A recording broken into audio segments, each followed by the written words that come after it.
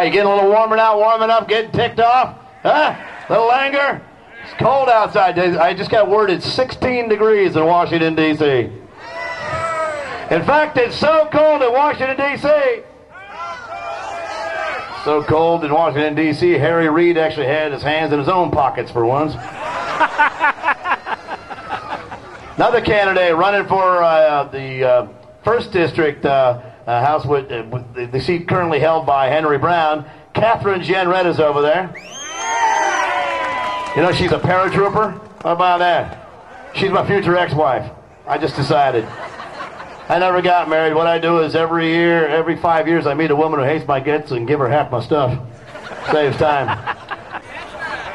Let me tell you a sad story. A matter of years ago. You remember Elian Gonzalez when he was dragged screaming out of that closet, forced to go back to Cuba?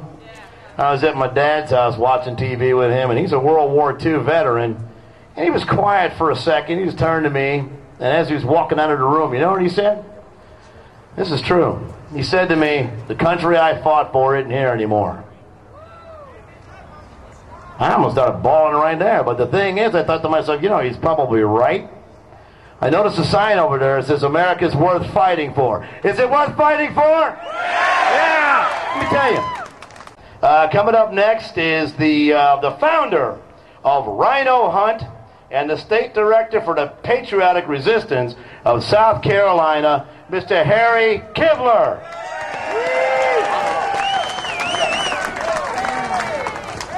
Hey, we first got to thank all those folks that were fighting global warming. We have to admit that they won. They have reversed the trend. Has anybody here ever heard of a guy by the name of James Madison? James Madison is known as the founder of our Constitution and Bill of Rights.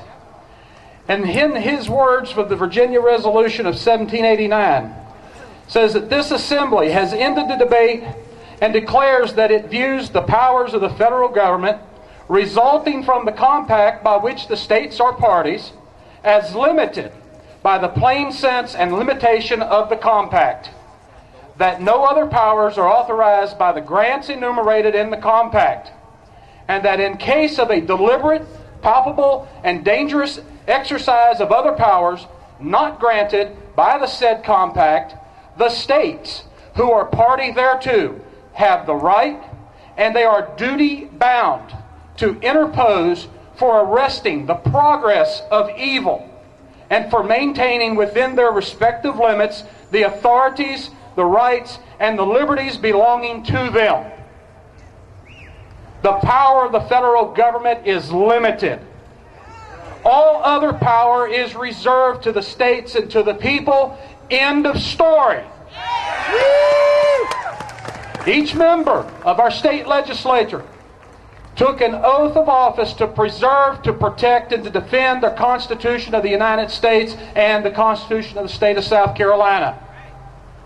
We're here today to tell them that we expect them to honor their oath. James Madison's writings were known as the principles of interposition. The definition of interposition is the action of a state whereby its sovereignty is placed between the citizens and the power of the federal government. The purpose of our rally here today is to demand interposition from our General Assembly, which is respect for the 9th and 10th Amendments of the Constitution. If they do not want to provide the citizens of South Carolina with the protection from unconstitutional laws and mandates, then we need to remove them from office that they hold and replace them with true servants and protectors of liberty.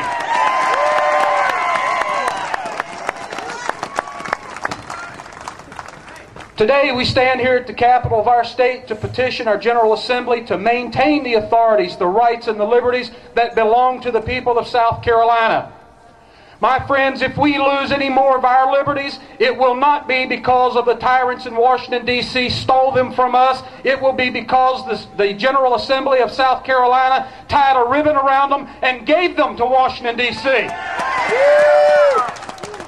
Our founding fathers understood that it was the responsibility of the General Assembly to interpose on behalf of the people of the state against the dangerous exercise of other power not granted to the federal government. And that's what we're here today. That's what I'm here today to demand.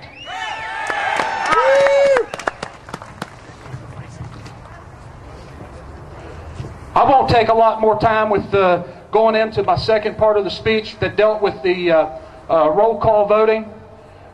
The only thing I'll say about that is, since the General Assembly enjoys voice votes, let's do a voice vote here, and right now. All those in favor of state sovereignty, say yay. Yeah!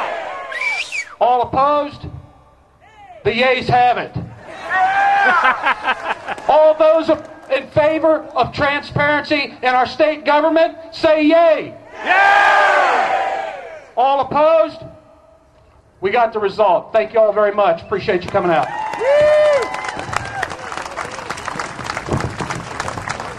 And by the way, we'll do just like the state government. We don't have to record the vote, so don't worry about it.